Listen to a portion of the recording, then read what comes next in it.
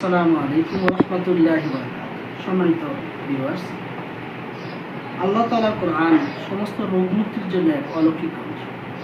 আমাদের এক বোন আমাদের সেন্টার থেকে রুকিয়া সেবা নিয়েছেন। আলহামদুলিল্লাহ তিনি আরেকজন রোগী নিয়ে এসেছেন।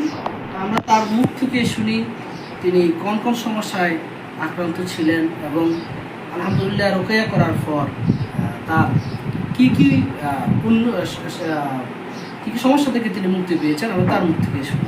হ্যাঁ, আমি এখানে আসার আগে ঘুম হতো না, শরীর থেকে ওঠার পরে অনেক ক্লান্ত লাগতো, অনেক বেশি অস্থিরতা লাগতো, অতিরিক্ত মাথা ব্যথা।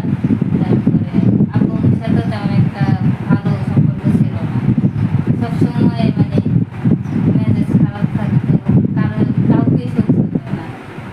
তারপর অনেক অরুচি ছিল, খাবার মধ্যে অরুচি ছিল, আর অতিরিক্ত মাথা ব্যথা ছিল, শরীর অনেক ব্যথা করতো, কোনো কিছুতে আমি স্বাভাবিক ছিলাম না। ঘুম ঘুম কম, অনেক কম হতো, মেজাজ অনেক বেশি খিটখিটে যেত, সবসময় আমি নর্মাল একটা বেশি থেকে অতিরিক্ত রাখতে হতো। ভয় কেমন ছিল? হ্যাঁ, ঘুমের মধ্যে অনেক ভয় পেতাম, ঘুমে আসতো।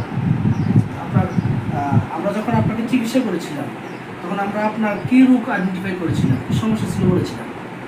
এমনিতে বদনজর ছিল, আবার আশিক জিনিস হ্যাঁ, আর এক ধরনের বিশেষ একটা জিনের সমস্যা ছিল। আলহামদুলিল্লাহ আমরা আপনাকে রোগিয়া করেছিলাম বোধহয় 2 বার। হ্যাঁ, জি। এখন আপনি কেমন ফিল করছেন? আপনার কাছে আলহামদুলিল্লাহ এখন আমি অনেক ভালো আছি।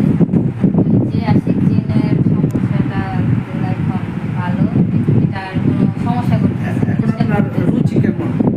রুচি আলহামদুলিল্লাহ ভালো। অস্থিরতা আছে? না, অস্থিরতা ঘুম ঠিকঠাক হয়? হ্যাঁ, ঘুম হয়। মা বাবার সাথে সম্পর্ক কেমন? অনেক ভালো, আমার আম্মু অনেক খুশি। আপনার মনে খুশি?